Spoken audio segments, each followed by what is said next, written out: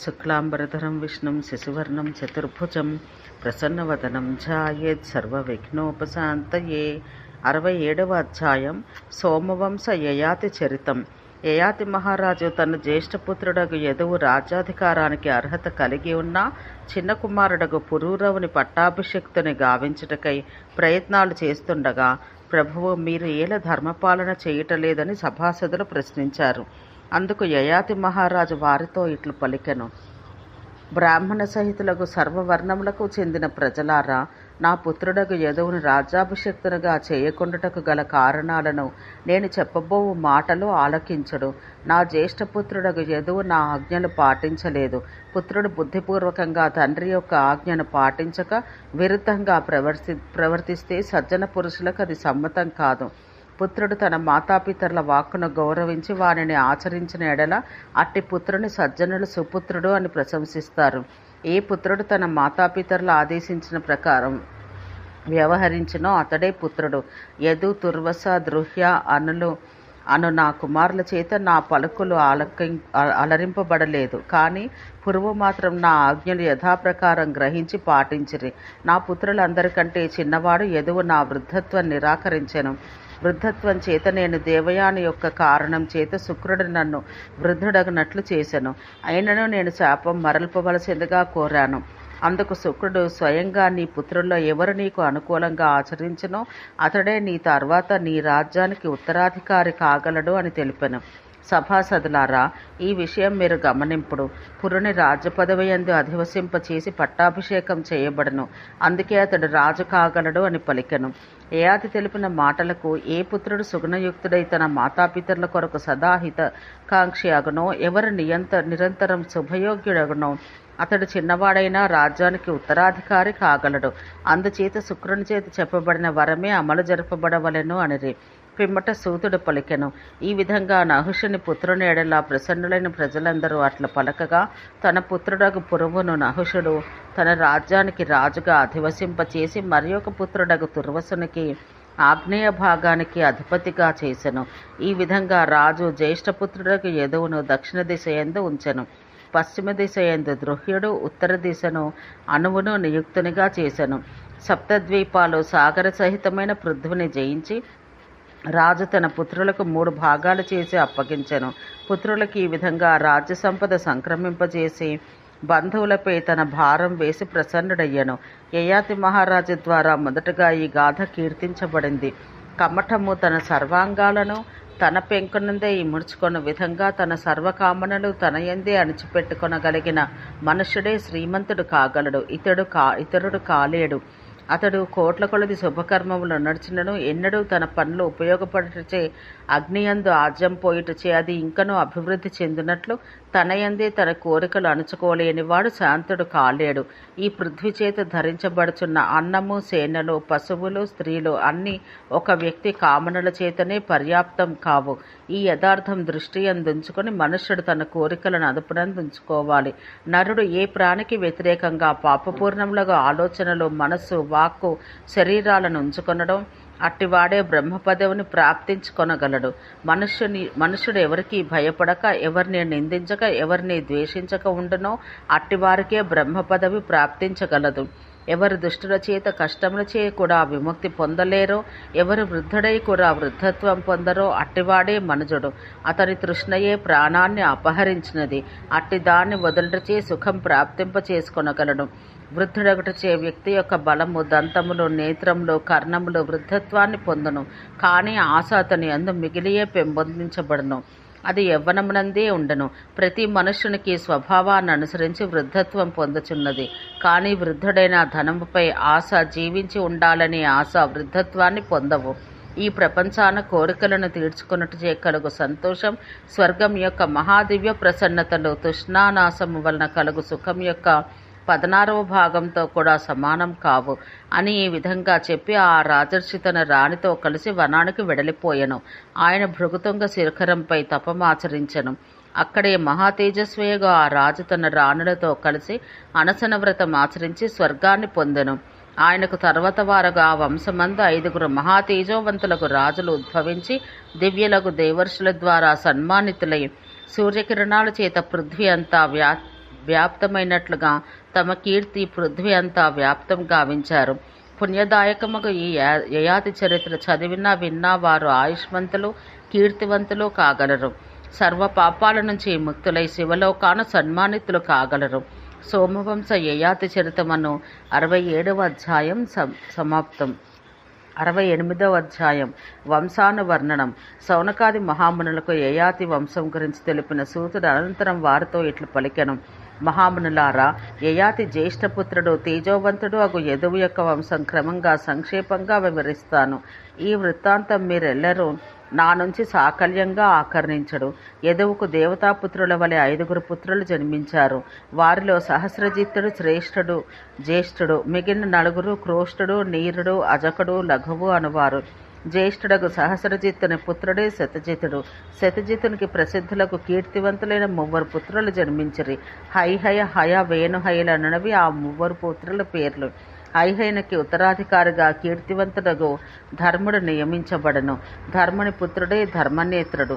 అతని పుత్రుడే కీర్తి. కీర్తి పుత్రుడే సంజయుడు. సంజయునికి ఉత్తరాధికారిగా అతడి పుత్రుడగు ధార్మికుడైన మహిష్మాసుడు పట్టాభిషిక్తుడయ్యను. మహిష్మాసుని పుత్రుడు ప్రతాపవంతుడకు భద్రశ్రేణుడు. భద్రశ్రేణ్యునికి వైద్యుడు ఉత్తరాధికారి. అతనికి దుర్దముడని రాజకుమారుడు. అతనికి బుద్ధిశాలియగు ధనకుడు అను పేరుచే ప్రసిద్ధుడైన పుత్రుడు వారసుడయ్యను. ధనకునికి 4 పుత్రులు కలిగిరి. లోకబాంధవులకు ఆ పుత్రులు కృతవీర్యుడు, కృతాగ్ని, కృతవర్మ, కృతౌజుడు అను వారిలో. వీరిలో కృతవీర్యుని పుత్రుడే అర్జునుడు. అతనికి 1000 బాహువులు కలవు. అతడు సప్తద్వీపాలకు ఉత్తముడగు అధిపతి అయినవాడు. నారాయణుడికి మారు రూపం. భక్తుడగు రాముడు అతడి మృత్యువుకు కారణమయ్యను. అట్టి అర్జునుడికి 100 పుత్రులు కలరు. వారిలో 5 మహావీరులు, బలవంతులు, ధర్మాత్ములు, విద్వాంసులు, గొప్ప మనసు కలవారుగా ఉండరి. వారు నానా రకాల అస్త్రశస్త్ర సంచాలనములయందు నిపుణులు. వారి పేర్లు సూర్యుడు, సూరసేనుడు, దృష్టుడు, కృష్ణుడు, జయధ్వజుడు అనేవి. వీరిలో జయధ్వజుడు అవంతిపురాధిపతి. జయధ్వజుని పుత్రుడు మహాబలవంతుడకు తాళజంఘుడు. తాళజంఘునికి 100 పుత్రులు కలరు. వారందరూ తాళజంఘులు అను పేరునే ప్రసిద్ధులయ్యారు. వారిలో పెద్దవాడు మహాప్రతాపవంతుడకు వీతిహోత్రుడు రాజయ్యను. పుణ్యకర్మలు చేయి పురుషుడు అనువాడు మరికొందరు అతని పుత్రులే. వృష్ణి తన వంశస్థాపకుడు అనగా వృష్ణవంశస్థాపకుడు. అతని పుత్రుడు మధువు. మధువుకు 100 పుత్రులు. వారిలో వృష్ణి జ్యేష్ఠపుత్రుడు. వృష్ణి వంశజులు కూడా వృష్ణి అని పిలువబడిరి. మధువు యొక్క వంశజులే మాధవులు. ఇందుకు కారణం వారందరూ యదువంశ సంబంధీకులగుటయే. ఆ కారణం చేతనే వారు యాదవులు అని పిలువబడ్డారు. మహాత్ములకు వీతిహోత్ర, హర్యాత, భోజ, అవంతి, సూరసేనులను మహాత్ములకు సంబంధించిన 5 వంశాలుగా కలవు. సూరసేనుడు తాళజంఘుడు అను పేరుతో కూడా ప్రసిద్ధుడే. హైహయ వంశమందు ప్రసిద్ధులకు 5 రాజులు జన్మించారు. వారి పేర్లు సూర, సూరసేన, వృష్ణ, కృష్ణ, జయధ్వజులనేవి. సూర్యుడైన సూరసేనుడు సూరసేన వంశాన ప్రసిద్ధుడైనాడు. ఆ మహాత్ముడు వసించిన దేశం సూరసేన దేశం అని ప్రసిద్ధి చెందింది. వీతిహోత్రుని పుత్రుడు అనర్థుడు. కృష్ణుని పుత్రుడు దుర్జయుడు. అతడు బహుశత్రునాశకుడు. రాజర్షియగు కోష్ఠుని యొక్క వంశాన్ని గురించి తెలుపుతున్నాను వినడు. ఈ వంశాన ఉత్తములు పురుషార్థ సాధకులకు వారు అనేకులు కలరు. ఈ వంశమందలి వృష్ణివంశాన విష్ణువు అనువాడు జన్మించెను. వృజనీవుడు అను పేరు గల బహుప్రసిద్ధుడగు కుమారుడు క్రోష్ఠునికి జన్మించెను. ఆయన పుత్రుడు స్వాతి. అతని పుత్రుడు కుశంకుడు అనువాడు. మహాబలవంతుడు కుశంకుడు సంతానార్థి అయి అనేక రకములైన యజ్ఞాలు చేసి విస్తారంగా దక్షిణ ద్రవ్యమును వ్యయం చేసెను. ఆయన పుత్రుడకు చిత్రరథుడు అనేక శుభకర్మలు చేసినవాడు. చిత్రరథుని పుత్రుడు శశబిందుడు. అతడు అనేక యజ్ఞాలు చేసి అందుకై విస్తారంగా ధనం వ్యయించెను. అంతేకాక అనేక ఉత్తమములకు ధార్మిక కృత్యాలు నిర్వర్తించెను. అతడు మహాశక్తిశాలి. ఆ కారణం చేత బహుసంఖ్యాక ప్రజలకు స్వామి అయి చక్రవర్తి సామ్రాట్టు అయ్యను. శశిబిందుకు 20,000 మంది పుత్రులు కలిగిరి. ఆ పుత్రుల యందు అనంతకుడు అనువాడు ఉత్తమ గుణాలలో అందరినీ అధిగమించినవాడు. అందుచేత ప్రజలు అతడిని విశేషంగా ఉత్తమోత్తముడు అనుచుండరి. అనంతకుని పుత్రుడు యజ్ఞుని పుత్రుడు ధృతి. అతని పుత్రుడు ఉసనుడు. మహావీరుడకు ఆ ఉసనుడు రాజైన తరువాత 100 అశ్వమేధ యజ్ఞాలు నడిచెను. పిమ్మట ఉసనుని పుత్రుడు సితేషుడు రాజయ్యను. అతని పుత్రుడు మరుతుడు రాజర్షి అయి వంశవర్ధకుడయ్యను. మరుతుని యొక్క పుత్రుడు వీరుడగు కంబళబర్హి పిమ్మట రాజయ్యను. కంబళబర్హి పుత్రుడు రుక్మకవచుడును విద్వాంసుడగు రాజు. అతడు యుద్ధములందు కవచము ధనుర్ధారులైన వీరులను వాడియగు బాణాలచే వధించి ఉత్తమ కీర్తిని పొందెను. ధర్మాత్ముడగు ఆ రాజు అశ్వమేధ యజ్ఞకర్తలకు విస్తృతంగా భూదానమునర్చెను. రుక్మకవచునికి మహావీరులను కూడా సంహరించిన వాడకు పరావృతుడను పుత్రుడు కలిగెను. పరావృతునికి 5 పుత్రులు జన్మించిరి. వారి పేర్లు రుక్మేశుడు, పృథురుక్ముడు, జామాహుడు, పరిగా, హరి అనేవి. పరిగా, హరి అను తన చివరి పుత్రులిద్దరినీ ఆ రాజు విదేశాలకు పంపి అక్కడ ఉండినట్లు చేసెను. రుక్మేశుడు రాజుగా ఒకటచే పృథురుక్ముడు అతనికి ఆశ్రితుడుగా అయ్యను. జామాహుడు తన అగ్రసోదరుల ఇద్దరి ద్వారా తొలగించబడి సింహాసనం వదిలివేసి ఆశ్రమవాసం పోయెను. వనమందు కూడా అతడు ప్రశాంత చిత్తుడై ఉండెను. అతడు బ్రాహ్మణుల ద్వారా పారలౌకిక జ్ఞానం ప్రాప్తింపచేసుకొనుచుండెను. అనంతరం అతడు తన ధనుస్సు స్వీకరించి ధ్వజం కట్టిన తన రథంపై అన్యదేశానికి వెళ్ళిపోయెను. పిమ్మట నర్మదా నదీ తీరానికి తన భార్యతో చేరుకొని వృక్షవంత పర్వతం పైకి పోయి సర్వము త్యజించి అక్కడే తన జీవిత శేషం గడిపెను. జామాహుని భార్య పేరు శైబ్య. ఆమె పతివ్రత, గొప్ప శీలవతి. కఠినమగు తపస్సు చేసిన తర్వాత వయసు వాటాడుచున్న సమయంలో విదర్భుడన పుత్రునికి జన్మనిచ్చెను. ఆ విదర్భునికి విద్వాంసులకు క్రధ, కౌశికులు అను పుత్రులు ఉద్భవించారు. వారిద్దరూ వీరులు, యుద్ధ కుశలురు. ఆయన 3వ పుత్రుడు రోమపాదుడు. రోమపాదుని పుత్రుడే సుభృతి. అతడు విద్వాంసుడు, పరమధార్మికుడగు రాజు. అతని పుత్రుడు కౌశికుడు. ఈ కౌశికుడే చైద్యవంశ స్థాపకుడు. విదర్భుని పుత్రుడు క్రతుడు. ఆయన పుత్రుడు కుంతి. కుంతుని పుత్రుడు నృతుడు. అతని కుమారుడు యుద్ధకుశలుడకు రణదృష్టుడు. అతని పుత్రుడు నిద్రతి, గొప్ప శత్రునాశకుడు. నైద్రతి పుత్రుడు దశార్హుడు, గొప్ప శత్రుహంతకుడు. దశార్ణుని పుత్రుడు వ్యాప్తుడు. ఆయన పుత్రుడు జీమూతుడు. జీమూతుని పుత్రుడు వికృతి. ఆయన పుత్రుడు భీమరథుడు. భీమరథుని పుత్రుడు నవరథుడు. ఈ నవరథుడు నిరంతరం దానధర్మముల యందు తేల్చుండేవాడు. అతడు సత్యవంతుడు, సదాచారుల ఎడల మిక్కిలి అభిమానం కలవాడు. అతడి పుత్రుడు దృఢరథుడు. అతనికి శకుని జన్మించెను. అతని పుత్రుడు కరంభుడు. అతని సుతుడు దేవరాయుడు. దేవరాయునికి దేవరాతి అని పేరు గల మహా యశోవంతులైన పుత్రుడు జన్మించెను. అతడు దేవతాపుత్రులతో సమానుడు. అతని పుత్రుడు దేవక్షత్రుడు. దేవక్షత్రుని పుత్రుడు మహాయశస్వియగు మధువు అనువాడు. ఈ మధువు వంశస్థాపకుడు.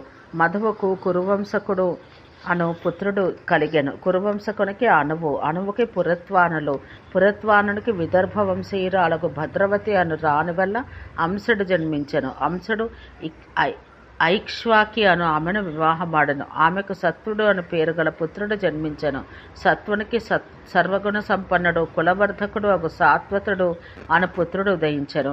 మునులారా, నేను మీకు జయామఘుని వంశం విస్తృతంగా తెలిపాను. దీన్ని ఎవరైనా చదివినా విన్నా స్వర్గ సుఖాలను, రాజపదవిని, సుఖములను, దీర్ఘాయువును పొందగలరు.